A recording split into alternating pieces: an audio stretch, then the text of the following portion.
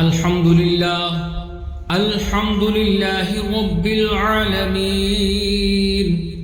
والصلاة والسلام على خاتم النبيين أما بعد فأعوذ بالله من الشيطان الرجيم بسم الله الرحمن الرحيم قال الله تبارك وتعالى في القرآن الكريم يا أيها الذين آمنوا اتقوا الله وكونوا مع الصادقين آمنت بالله صدق الله العظيم وصدق رسوله النبي الكريم ونحن على ذلك لمن الشاهدين والشاكرين والحمد لله رب العالمين. قال الله تبارك وتعالى في شان وعظمة حبيبه الكريم إن الله وملائكته يصلون على النبي يا أيها الذين آمنوا صلوا عليه وسلموا تسليما. اللهم صل على سيدنا ومولانا محمد قرة عين بك يا رسول الله صلى الله تعالى عليه وسلم عدد ما في علم الله صلاة دائمة بدوام ملك الله. مختصراً خطبہ مسنونہ کے بعد معزز محترم سامعین کرام السلام علیکم ورحمۃ اللہ تعالی وبرکاتہ. گفتگو کا سلسلہ دراز کرنے سے قبل اللہ کی بارگاہ میں دعا کر لیں کہ مالک و مولا مجھ حقیر و فقیر کو حق کہنے کی توفیق عطا فرمائے، ہم سبوں کو حق قبول کرنے کی اور اس پر عمل کرنے کی توفیق عطا فرمائے.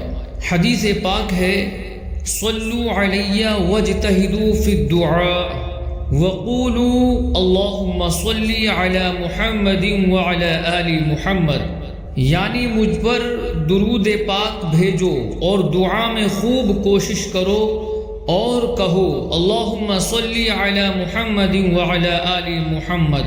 تو سامعین اکرام، ایک مرتبہ حصول برکت کے لیے درود شریف کا نذرانہ بانداز غلامانہ پوری ایمانداری کے ساتھ پیش کریں. پڑھیں اللہم صلی علی سیدنا و مولانا محمد مبارک وسلم صلاۃ و سلام علیک یا رسول اللہ صلاۃ و سلام علیک یا حبیب اللہ صلی اللہ علیہ وسلم. اس حدیث پاک میں درود پاک پڑھنے اور دعا میں خوب کوشش کرنے کا حکم دیا گیا ہے. اس سے اندازہ ہوتا ہے کہ دعا اور درود ان دونوں کا آپس میں بہت گہرا تعلق ہے. حضرت فاروق اعظم رضی اللہ تعالی عنہ کا فرمان ہے کہ دعا زمین و آسمان کے درمیان لٹکی رہتی ہے، جب درود پاک پڑھا جائے تو اوپر کو پرواز کر جاتی ہے. علماء اکرام فرماتے ہیں دعا کی مثال ایک پرندے جیسی ہے اور درود اس کا شہ پر یعنی سب سے مضبوط پر ہے. اسی کے ذریعے دعا آسمانوں کی طرف پرواز کرتی ہوئی اللہ تعالی کی بارگاہ میں پہنچتی اور مقبول ہوتی ہے. لہٰذا ہمیں چاہیے کہ دعا بھی کثرت سے مانگا کریں کہ دعا خود عبادت بلکہ عبادت کا مغز ہے، اور ہر دعا کے اول و آخر درود پاک بھی لازمی پڑھا کریں کہ یہ بہترین وظیفہ ہے. اس کی برکت سے انشاءاللہ تعالی دعائیں قبول ہوں گی. قال اللہ تبارک و تعالی فی القرآن الکریم، اللہ پاک قرآن کریم میں فرماتا ہے یا ایھا الذین آمنوا اتقوا اللہ وکونوا مع الصادقین، یعنی اے ایمان والو اللہ سے ڈرو اور سچوں کے ساتھ ہو جاؤ. معزز سامعین، الحمدللہ مقدس مہینے ربیع الاخر کی آمد ہوئی. ربیع الاول کی طرح یہ بھی بہت عظمت والا مہینہ ہے. ربیع الاول کو نبیوں کے سردار صلی اللہ علیہ وآلہ وسلم سے خصوصی نسبت ہے اور ربیع الاخر کو ولیوں کے سردار کے ساتھ خاص نسبت ہے. 12 ربیع الاول کو امام الانبیاء رسول خدا صلی اللہ علیہ وسلم کا جشن ولادت منایا جاتا ہے.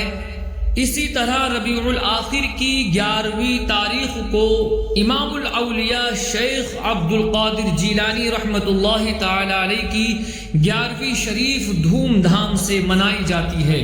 ہم الحمدللہ 12ویں والے بھی ہیں، 11ویں والے بھی ہیں، عاشقان رسول بھی ہیں، اور اللہ تعالیٰ کے فضل سے عاشقان اولیاء بھی ہیں۔ اللہ تعالیٰ ہماری ان نسبتوں کو ہمیشہ سلامت رکھے، آمین بجاہ خاتم النبیین صلی اللہ تعالیٰ علیہ وسلم۔ الحمدللہ، شہنشاہ بغداد حضور غوث پاک شیخ عبد القادر جیلانی رحمۃ اللہ تعالیٰ علیہ بہت اونچے رتبے والے ہستی ہیں۔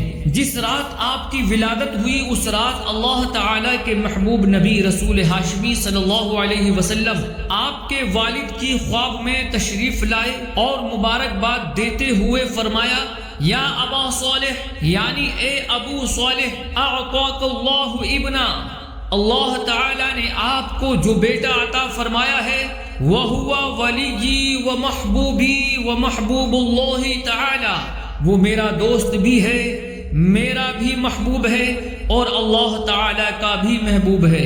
وَسَيَكُونُ لَهُ شَانٌ فِي الْأَوْلِيَاءِ وَالْأَقْطَابِ کشانی بین الانبیاء والرسل، یعنی اے ابو صالح سن لو، تمہارے اس شہزادے کی شان ولیوں میں ایسی ہی ہوگی جیسے میری شان نبیوں اور رسولوں میں ہے۔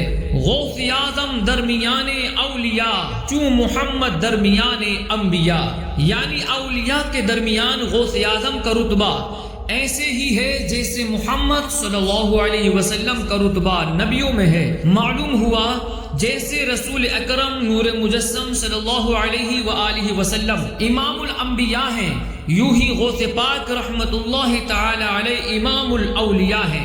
جیسے محبوب ذیشان صلی اللہ علیہ وسلم نبیوں کے سردار ہیں، یوں ہی غوث پاک رحمت اللہ تعالی علیہ ولیوں کے سردار ہیں۔ واہ کیا مرتبہ اے غوث ہے بالا تیرا، اونچے اونچوں کے سروں سے قدم آلا تیرا، سر بھلا کیا کوئی جانے کہ ہے کیسا تیرا، اولیاء ملتے ہیں آنکھیں وہ ہے تلوا تیرا۔ میرے بزرگوں اور دوستوں، ہم نے ابتدا میں آیت کریمہ سنی۔ اس آیت کریمہ میں اولیاء کرام اور سچے نیک مسلمانوں کے ساتھ اپنی نسبت قائم رکھنے کا ہمیں حکم دیا گیا ہے۔ ارشاد ہوتا ہے، یا ایھا الذین آمنو، اے ایمان والو۔ یہ قرآن کریم کا بہت خوبصورت انداز خطاب ہے۔ یہ اس امت کے فضائل میں سے ہے کہ پچھلی آسمانی کتابوں میں جب پچھلی امتوں کو خطاب ہوتا تو کہا جاتا تھا اے مسکینوں، اے غریبوں، مگر محبوب صلی اللہ علیہ وسلم کے صدقے میں اس امت کو یہ اعزاز بخشا گیا کہ اس امت کی دلجوئی کے لیے، حوصلہ افزائی کے لیے اس امت کو اللہ تعالیٰ نے جگہ جگہ اے ایمان والو کہہ کر مخاطب فرمایا ہے۔ میرے والی تیرے صدقے میں ہم سے نابکاروں نے لقب قرآن میں پایا ہے خدا سے خیر امت کا، یعنی اے مالک و مولا دو جہاں کے والی صلی اللہ علیہ وآلہ وسلم، آپ کے صدقے ہم جیسے بدنصیبوں کے بھی بخت جاگے۔ قرآن مجید میں رب کریم نے ہمارے لیے خیر امت کا لقب ارشاد فرمایا ہے۔ حکیم الامت مفتی احمد یار خان نعیمی رحمت اللہ تعالی علیہ فرماتے ہیں، اس آیت کریمہ میں دو حکم دیے گئے، نمبر 1 تقوی، نمبر 2 سچوں کی صحبت۔ یہ دونوں چونکہ مشکل ترین کام تھے، اس لیے اللہ تعالی نے پیار بھرا خطاب فرمایا تاکہ اس کرم نوازی کی برکت سے یہ کام مشکل نہ لگے، طبیعتوں پر آسان ہو جائیں۔ لہذا فرمایا، یا ایھا الذین آمنوا، مزید ارشاد ہوا، اتقوا اللہ وکونوا مع الصادقین، یعنی اللہ سے ڈرو اور سچوں کے ساتھ ہو جاؤ۔ یہاں اللہ تعالی نے دو حکم دیے، نمبر 1 اے ایمان والو تقوی اختیار کرو، نمبر 2 پھر فرمایا سچوں کے ساتھ ہو جاؤ۔ یہاں ایک سوال ذہن میں ابھر آتا ہے کہ جب ایمان بھی حاصل ہو گیا، تقوی بھی حاصل کر لیا، اب اس کے بعد سچوں کے ساتھ رہنے کا حکم کیوں دیا جا رہا ہے؟ بندہ ایمان والا بھی ہے، نیک پرہیزگار تقوی والا بھی ہے، اب بھی سچوں کے ساتھ کی ضرورت کیوں ہے؟ حکیم الامت مفتی احمد یار خان نعیمی رحمت اللہ تعالی علیہ نے اس کا بڑا خوبصورت جواب دیا ہے۔ میں آپ کو ایک مثال کے ذریعے سمجھاتا ہوں۔ ہمارے ہاں عام طور پر ہوتا ہے ہم نے سفر کرنا ہو، رات کا وقت ہو، سڑک سنسان ہو تو گزرتے ہوئے ڈر لگتا ہے، خوف آتا ہے کہ کہیں کوئی ڈاکو نہ آ جائے، راستے میں کوئی لوٹ نہ لے۔ ایسی حالت میں ہمارے ہاں موٹر سائیکل سوار جو ہوتے ہیں وہ کیا کرتے ہیں، ذرا رک کر انتظار کرتے ہیں کہ کوئی ٹرک وغیرہ بڑی گاڑی آ جائے تو اس کے پیچھے پیچھے چل پڑتے ہیں، اس سے تسلی رہتی ہے، خوف نہیں رہتا۔ مفتی احمد یار خان نعیمی رحمۃ اللہ تعالی علیہ فرماتے ہیں یعنی یہاں بھی یہی معاملہ ہے، ایمان بھی قبول کر لیا، نیک اعمال بھی کرتے ہیں، نمازیں بھی پڑھتے ہیں، روزے بھی رکھتے ہیں، زکوٰۃ بھی دیتے ہیں، حج بھی کر لیے ہیں، تلاوت بھی کرتے ہیں اور بھی نیک اعمال کرتے رہتے ہیں، مگر یاد رکھو راستہ بڑا خطرناک ہے، اس راستے میں شیطان بھی ہے، اس کا دعویٰ ہے کہ میں آگے پیچھے دائیں بائیں سے حملہ کروں گا، ایمان بھی چھینوں گا، اعمال بھی برباد کروں گا۔ اس راستے پر نفس امارہ کا بھی خطرہ ہے اور بھی بہت سارے خطرے موجود ہیں، لہٰذا اللہ تعالی نے فرمایا وَكُونُوا مَعَ الصَّادِقِينَ، اور سچوں کے ساتھ ہو جاؤ، یعنی اے میرے محبوب کے غلاموں سچوں کے ساتھ ہو جاؤ، تمہارا ایمان اور تمہارے اعمال بخیریت ٹھکانے پہنچ جائیں گے۔ دل پہ کندہ ہو تیرا نام کہ وہ دزد رجیم، الٹے ہی پاؤں پھرے دیکھ کے تغرا تیرا، یعنی اے پیارے غوث پاک رضی اللہ تعالی عنہ، کاش آپ کا نام مبارک میرے دل پر لکھا ہو تاکہ شیطان لعین جو رب کریم کی بارگاہ سے دھتکارا ہوا ہے آپ کی شاہی مہر دیکھ کر فوراً واپس چلا جائے، آپ کے صدقے سے شیطان کے شر سے محفوظ رہوں گا۔ ایک بزرگ تھے شیخ طاہر بندگی لاہوری رحمت اللہ تعالی علیہ، حضور مجدد الفسانی رحمت اللہ تعالی علیہ کے دو شہزادے ان کے پاس پڑھا کرتے تھے۔ ایک مرتبہ یوں ہوا کہ حضور مجدد الفسانی رحمت اللہ تعالی علیہ نے عالم کشف میں لوح محفوظ پر نگاہ ڈالی اور دیکھا کہ شیخ طاہر بندگی لاہوری شقی ہیں، یعنی ان کا خاتمہ اچھا نہیں ہوگا۔ محبوب مجدد الفسانی رحمت اللہ تعالی علیہ نے یہ بات اپنے بیٹوں کو بتا دی۔ اب جب دونوں بیٹے استاد صاحب کی خدمت میں پہنچے تو چہرے پر پریشانی تھی۔ استاد صاحب نے پوچھا بچوں کیا بات ہے؟ شہزادوں نے سچی بات بتا دی کہ ابو جان کو کشف ہوا، انہوں نے بتایا کہ آپ کا انجام اچھا نہیں ہوگا۔ اب یہ شیخ طاہر بندگی لاہوری رحمت اللہ تعالی علیہ جو تھے اگر کسی گھمنڈ میں رہنے والے ہوتے تو الٹا فتوے لگانے بیٹھ جاتے، معاذ اللہ۔ مجدد الفسانی رحمت اللہ تعالی علیہ کو برا بھلا کہنے لگتے، مگر یہ عاشق اولیاء تھے، ولیوں سے عقیدت رکھنے والے تھے، جانتے تھے کہ مجدد الفسانی رحمت اللہ تعالی علیہ سچے ولی ہیں۔ چنانچہ شہزادوں ہی سے کہا اپنے والد صاحب سے کہو میرے حق میں دعا فرمائیں، جس رب کائنات نے ان پر میری تقدیر ظاہر کی ہے ان کی دعا سے وہ میری تقدیر بدلنے پر بھی قدرت رکھتا ہے۔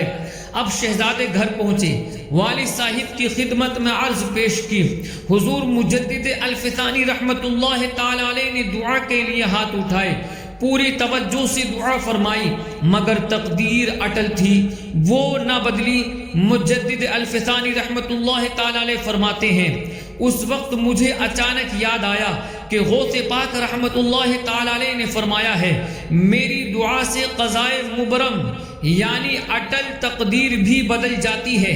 چنانچہ میں نے دعا کی، اے اللہ تعالی میں تیرے حضور غوث پاک شیخ عبد القادر جیلانی رحمت اللہ تعالی علیہ کا واسطہ پیش کرتا ہوں، شیخ طاہر لاہوری کی بدبختی کو سعادت اور خوشبختی میں تبدیل فرما دے۔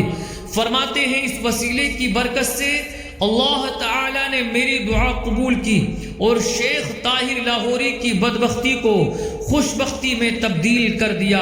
اسیروں کے مشکل کشا غوث اعظم، فقیروں کی حاجت روا غوث اعظم، مریدوں کو خطرہ نہیں بحر غم سے کہ بیڑے کے ہیں نا خدا غوث اعظم۔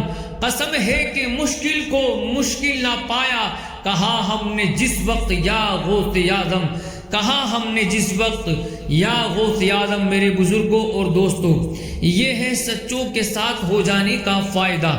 ہم جتنی مرضی نیک اعمال کریں، ہو سکتا ہے کہ ہمارا ایمان لٹ جائے، شیطان ہمارے اعمال ضائع کروا دے۔ اگر ہم سچوں کے ساتھ ہو جائیں گے، اللہ تعالیٰ کے ولیوں کے ساتھ محبت رکھنے والے، ان سے عقیدت رکھنے والے بن جائیں گے، تو انشاءاللہ تعالیٰ ایمان کی حفاظت کا سامان ہو جائے گا۔ صحابی رسول حضرت براء بن عازب رضی اللہ تعالیٰ عنہ فرماتے ہیں، بارگاہ رسالت میں بیٹھے تھے، آپ صلی اللہ علیہ وسلم نے پوچھا، ایو عر الایمان اوثق، یعنی ایمان کی سب سے مضبوط رسی کون سی ہے؟ صحابہ کرام علیہم الرضوان نے عرض کیا، نماز۔ تو پیارے آقا صلی اللہ علیہ وسلم نے فرمایا، نماز بہت اچھی ہے، مگر میرے سوال کا جواب یہ نہیں ہے۔ پھر عرض کیا، زکوٰۃ دینا۔ پیارے آقا صلی اللہ علیہ وسلم نے فرمایا، یہ عمل بھی بہت اچھا ہے، مگر میرے سوال کا جواب یہ نہیں ہے۔ پھر عرض کیا، رمضان کے روزے۔ فرمایا، روزے بھی بہترین عبادت ہیں، مگر میرے سوال کا جواب بھی یہ نہیں ہے۔ پھر عرض کیا، حج کرنا۔ پیارے آقا صلی اللہ علیہ وسلم نے فرمایا، یہ بھی بہت اچھا عمل ہے، لیکن میرے سوال کا جواب یہ بھی نہیں ہے۔ صحابہ کرام علیہم الرضوان نے عرض کیا، راہ خدا میں جنگ کرنا۔ پیارے آقا صلی اللہ علیہ وسلم نے فرمایا، یہ بھی بہترین عبادت ہے، مگر میرے سوال کا جواب کچھ اور ہے۔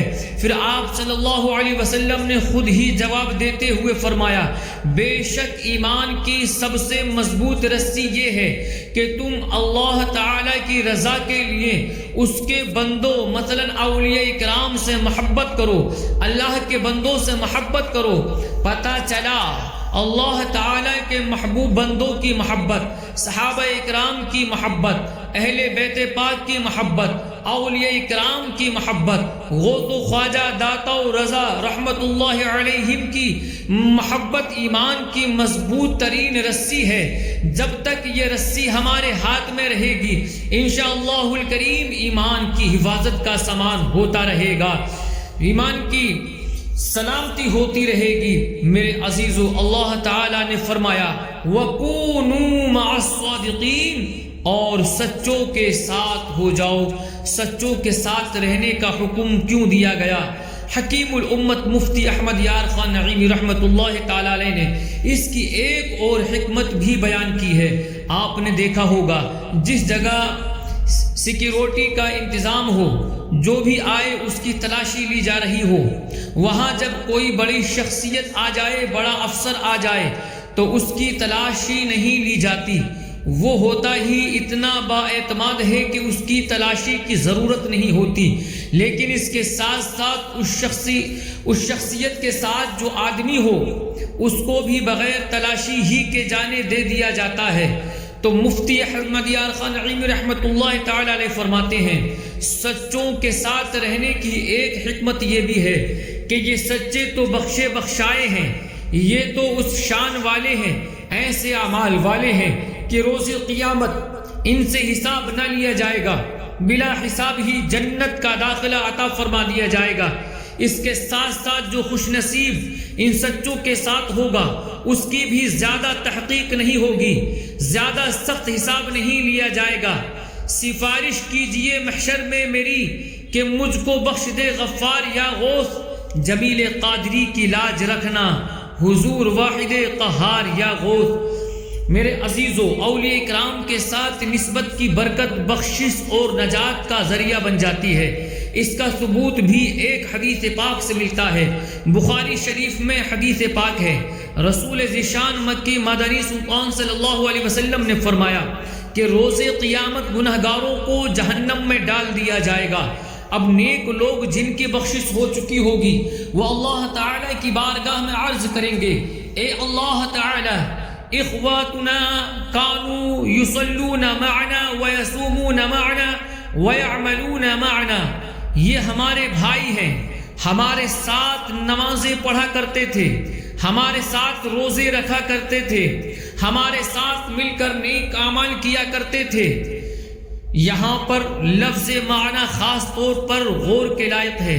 قرآن کریم میں فرمایا وَكُونُوا مَعَ الصَّادِقِينَ، اور سچوں کے ساتھ ہو جاؤ۔ ایمان بھی قبول کر لیا، متقی بھی بن گئے، سچوں کا ساتھ اب بھی ضروری ہے۔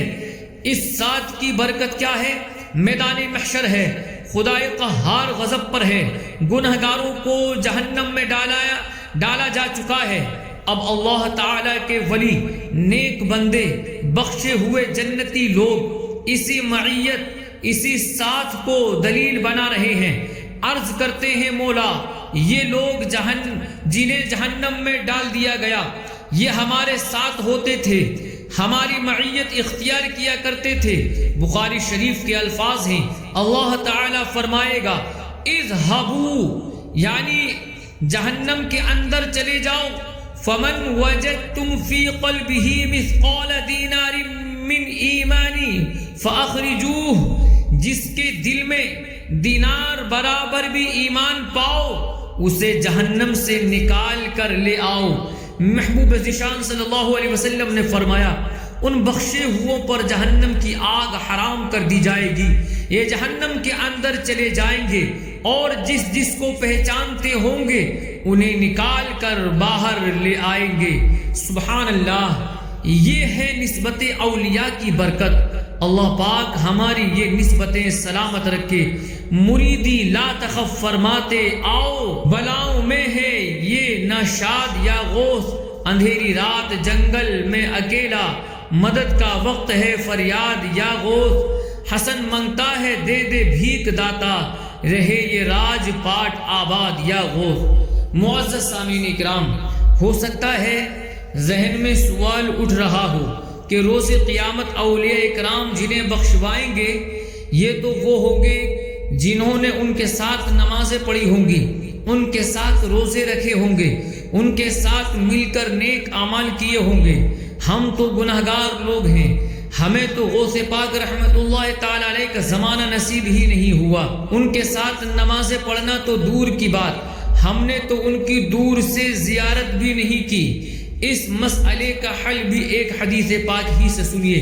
صحابی رسول حضرت ابو ہریرہ رضی اللہ تعالی عنہ سے روایت ہے، رسولوں کے سردار مکی مدنی تاجدار صلی اللہ علیہ وسلم نے فرمایا، دو بندے ہوں، ان میں سے ایک مشرق یعنی ایسٹ میں رہتا ہے، دوسرا مغرب یعنی ویسٹ میں رہتا ہے، یعنی دونوں کے درمیان بہت فاصلہ ہے، ایک دنیا کے اس کونے پر ہے، دوسرا دنیا کے اس کونے پر ہے، دونوں نے آپس میں ایک دوسرے کو دیکھا بھی نہیں ہے، آپس میں ملاقات بھی نہیں ہوئی ہے، آپس میں باتیں بھی نہیں کی ہیں، بس سنا ہے کہ فلاں جگہ ایک بندہ رہتا ہے، بڑا نیک ہے، پرہیزگار ہے، اللہ تعالی کی عبادت کرتا ہے، بس اس بنیاد پر وہ آپس میں صرف اور صرف اللہ پاک کی رضا کے لیے محبت کرتے ہیں۔ تو فرمایا جب قیامت کا دن آئے گا اللہ تعالی ان دونوں کو جمع فرمائے گا اور جو محبت کرنے والا ہے اس سے کہا جائے گا ھذا الذی کنت تحبہ فی، یعنی یہ ہے وہ بندہ جس سے تو اللہ تعالی کی رضا کے لیے محبت کیا کرتا تھا۔ اللہ اکبر، کیا شان ہے! ہم نے غوث پاک رحمت اللہ تعالی علیہ کی زیارت نہیں کی، یہ ہماری محرومی ہے۔ ہم نے داتا حضور رحمت اللہ تعالی علیہ کی باتیں نہیں سنی، یہ ہماری محرومی ہے۔ ہم نے خواجہ حضور اور سیدی اعلی حضرت رحمت اللہ تعالی علیہ کا زمانہ نہیں پایا، یہ ہماری محرومی ہے۔ مگر اللہ تعالی کے فضل و کرم سے ہم ان سے محبت کرتے ہیں۔ انشاءاللہ الکریم روز قیامت ہمیں ان اولیاء کرام کی خدمت میں حاضر کر کے کہا جائے گا یہ ہیں وہ اولیاء کرام جن سے تم محبت کیا کرتے تھے۔ ندا دے گا منادی حشر میں یوں قادریوں کو، کدھر ہے قادری کر لیں نظارہ غوث اعظم کا، چلا جائے بلا خوف و خطر فردوس اعلیٰ میں، فقط ایک شرط ہے ہو نام لیوا غوث اعظم کا۔ فرشتوں روکتے کیوں ہو مجھے جنت میں جانے سے، یہ دیکھو ہاتھ میں دامن ہے کس کا غوث اعظم کا۔ میرے بزرگوں اور دوستوں، اللہ تعالی نے فرمایا وَكُونُوا مَعَ الصَّادِقِينَ، اور سچوں کے ساتھ ہو جاؤ۔ اس آیت کریمہ کی تفسیر میں علماء اکرام فرماتے ہیں عموماً کسی کے ساتھ رہنے کے دو مطلب ہوتے ہیں۔ نمبر ایک جسمانی طور پر ساتھ رہنا، نمبر دو دلی طور پر ساتھ رہنا۔ یقیناً جسمانی طور پر صحابہ اکرام علیہم الرضوان کا قرب حاصل ہو، عاشقان رسول علماء اکرام کی صحبت نصیب ہو جائے، اولیاء اکرام کی صحبت نصیب ہو جائے تو بے شک یہ بہت سعادت کی بات ہے۔ مگر آیت کریمہ میں صرف جسمانی طور پر ساتھ رہنا مراد نہیں، بلکہ اس سے مراد ہے دلی طور پر صحابہ اکرام علماء اور اولیاء اکرام کے ساتھ رہنا۔ مقصد یہ ہے کہ اے ایمان والو، صحابہ سے، علماء سے، اولیاء سے دلی محبت رکھو، جو عقیدے ان کے ہیں ان عقائد پر قائم رہو، ان کے جو نظریات ہیں ان نظریات پر قائم رہو، ان کی تعلیمات پر عمل کرو، ان جیسے اخلاق اپناؤ، ان جیسا کردار بناؤ، ان کی سیرت سے روشنی حاصل کرو، ظاہر میں باطن میں ہر اعتبار سے ان سے محبت کرو۔ یہ پاکیزہ حضرات جس رستے کے مسافر ہیں تم بھی اس رستے کے مسافر بنو، اور جس انداز سے انہوں نے زندگی گزاری تم بھی ان سے رہنمائی لو اور اسی انداز سے زندگی گزارو۔ میرے عزیزو، اولیاء اکرام بالخصوص حضور غوث پاک رحمت اللہ تعالی علیہ کے ساتھ نسبت رکھنا، ان سے محبت رکھنا اپنی جگہ بڑی سعادت کی بات ہے۔ اسی آیت کریمہ سے ہمیں یہ سبق بھی مل رہا ہے کہ جتنا ممکن ہو، جہاں تک ہو سکے، ہم اپنی سیرت اور اپنا کردار و کریکٹر اللہ تعالیٰ کے نیک لوگوں جیسا بنانے کی کوشش کریں۔ یہ آج کے دور کا بہت بڑا مسئلہ ہے۔ ہمارا دعویٰ صحابہ اکرام سے محبت کا ہے، دعویٰ اہل بیت سے محبت کا ہے، دعویٰ اولیاء اکرام سے محبت کا ہے، غوث پاک داتا حضور رحمت اللہ تعالی علیہ سے محبت کا دعویٰ ہے۔ مگر جب کپڑے خریدنے کی باری آتی ہے تو غیر مسلموں کو آئیڈیل بناتے ہیں۔ داڑھی شریف، امامہ شریف کی بات کریں تو فیشن پرستی اس طرف آنے نہیں دیتی۔ لائف اسٹائل کی بات آتی ہے تو غیر مسلموں کو آئیڈیل بناتے ہیں، تعلیم کی بات آتی ہے تو غیر مسلموں کو آئیڈیل بناتے ہیں، لیکچر اور قوموں کے سنتے ہیں، کردار دوسری قوموں جیسا اپنانے کی کوشش کی جاتی ہے۔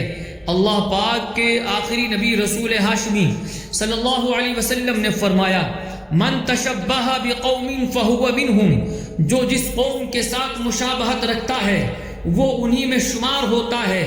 ایک حدیث پاک میں ہے، من اعجبہ سمت رجل فہو مثلہ، جسے جس شخص کے طریقے پر چلنا اچھا لگتا ہے وہ اسی جیسا ہے۔ اللہ اکبر۔ میرے بزرگوں اور میرے دوستوں ساتھیوں، ان احادیث پر بار بار غور فرمائیے۔ جسے جس کا طریقہ اچھا لگتا ہے وہ اسی جیسا ہے۔ آہ وہ نادان جنہیں فلمی ایکٹرز کے اسٹائل اچھے لگتے ہیں، جو یوٹیوبرز کو، ٹک ٹاکرز کو، کھلاڑیوں کو اپنا آئیڈیل بناتے ہیں، جنہیں غیر مسلموں کے انداز بھلے لگتے ہیں، جو اٹھنے بیٹھنے میں، چال ڈھال میں، کھانے پینے اور پہننے وغیرہ میں غیر مسلموں کے فیشن کو ملحوظ رکھتے ہیں۔ آہ افسوس، حدیث پاک کے مطابق وہ انہی جیسے ہیں۔ دوسری طرف کتنے خوش نصیب ہیں وہ لوگ جنہیں پیارے آقا صلی اللہ علیہ وسلم کی سنتوں سے محبت ہے، جنہیں صحابہ اکرام علیہم الرضوان کی ادائیں اچھی لگتی ہیں، جنہیں غوث پاک داتا حضور، خواجہ حضور، اعلی حضرت امام اہل سنت رحمت اللہ علیہم کی ادائیں پسند آتی ہیں۔ وہ خوش بخت جو اپنے بزرگوں، اللہ تعالیٰ کے نیک بندوں کی سیرت پڑھتے یا سنتے ہیں تو ان کے جیسا بننے، ان کی ادائیں اپنانے کی خواہش دل میں پاتے ہیں۔ ایسی خوش بختوں کی تو کیا ہی شان ہے کہ رسول اکرم نور مجسم صلی اللہ علیہ وسلم نے فرمایا، جسے جس شخص کے طریقے پر چلنا اچھا لگتا ہے وہ اسی جیسا ہے۔ علماء اکرام فرماتے ہیں، صالحین یعنی نیک لوگوں کو آئیڈیل بنانا سنت مصطفیٰ صلی اللہ علیہ وسلم پر چلنے کا وسیلہ ہے۔ نیک لوگوں کو آئیڈیل بنانے کی برکت سے اللہ تعالی کی خاص مدد و نصرت ملتی ہے۔ نیک لوگوں کو آئیڈیل بنانے کی برکت سے پیارے آقا صلی اللہ علیہ وسلم کی خصوصی شفقت نصیب ہوتی ہے۔ جو نیکوں کو آئیڈیل بناتا ہے اس پر اللہ تعالیٰ کی رحمت برستی ہے۔ جو نیکوں کو آئیڈیل بناتا ہے اس کے اہل و عیال یہاں تک کہ اس کے پڑوسیوں کی بھی حفاظت کی جاتی ہے۔ جو نیکوں کو آئیڈیل بناتا ہے اس کی دعائیں قبول ہوتی ہیں۔ نیک لوگوں کا رستہ اپنانے کی برکت سے دنیا میں بھلائی، اچھی اور پاکیزہ زندگی، نیک اعمال کی توفیق ملتی ہے۔ اور جو خوش نصیب نیک لوگوں کو آئیڈیل بناتا ہے اسے قبر کے امتحان میں ثابت قدمی، محشر کی ہولناکیوں سے امان، پل صراط سے نجات اور جنت میں نیک لوگوں کا پڑوس نصیب ہوتا ہے۔ کسی عربی شاعر نے کتنی پیاری بات کہی ہے، فَتَشَبُّوا إِن لَّمْ تَكُونُوا مِثْلَهُمْ إِنَّ التَّشَبُّهَ بِالْكَرَامِ فَلَاحٌ، یعنی اگر تم خود نیک نہیں ہو تو نیک لوگوں کی مشابہت اختیار کر لو، بے شک نیک لوگوں کی مشابہت اختیار کرنا بھی فلاح و کامیابی ہے۔ اللہ پاک ہمیں گفتار میں بھی، کردار میں بھی، دلی جذبات میں بھی، محبت و عقیدت میں بھی غرض کے ہر لحاظ سے اولیاء کرام کے ساتھ اپنی نسبت مضبوط رکھنے کی توفیق نصیب فرمائے، آمین بجاہ خاتم النبیین صلی اللہ علیہ وسلم۔ میرے بزرگوں، میرے دوستوں، میرے ساتھیوں، الحمدللہ حضور غوث پاک رحمت اللہ تعالی علیہ کو اللہ پاک نے بہت اونچا مقام عطا فرمایا ہے۔ آپ سے نسبت نصیب ہو جانا بھی بہت ہی برکت اور سعادت کی بات ہے۔ حضرت شیخ ابو عبداللہ محمد رحمت اللہ تعالی علیہ فرماتے ہیں، حضرت شیخ عبد القادر جیلانی غوث پاک رحمت اللہ تعالی علیہ اپنے مریدوں کے لیے اس بات کے ضامن ہیں کہ ان میں سے کوئی شخص بغیر توبہ کے نہ مرے گا، اور ان کو یہ فضیلت دی گئی ہے کہ ان کے مرید اور 7 پشت تک ان کے مریدوں کے مرید جنت میں داخل ہوں گے۔ سبحان اللہ، الحمدللہ۔ میرے بزرگوں، تو اس لیے ہمیں چاہیے کہ ہم قادری سلسلے سے متصل رہتے ہوئے نیک اعمال میں اضافہ کریں۔ بیان کو اختتام کی طرف لاتے ہوئے ایک شرعی مسئلہ عرض کرتا ہوں۔ مسئلہ یہ ہے کہ قبروں کو چومنا منع، اس کا طواف ناجائز اور اسے سجدہ کرنا حرام ہے۔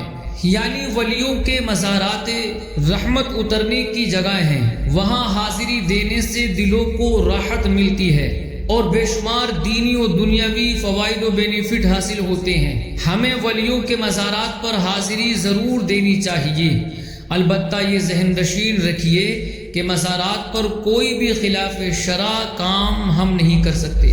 اعلیٰ حضرت امام اہل سنت رحمت اللہ تعالی علیہ لکھتے ہیں کہ مزارات شریفہ پر حاضر ہونے کے آداب یہ ہیں کہ پاؤں کی طرف سے حاضری ہو، کم از کم 4 ہاتھ کے فاصلے پر چہرے کے سامنے کھڑا ہو، درمیانی آواز سے با ادب سلام عرض کرے، پھر فاتحہ شریف پڑھ کر صاحب مزار کو ایصال ثواب کرے اور ان کے وسیلے سے دعا مانگے۔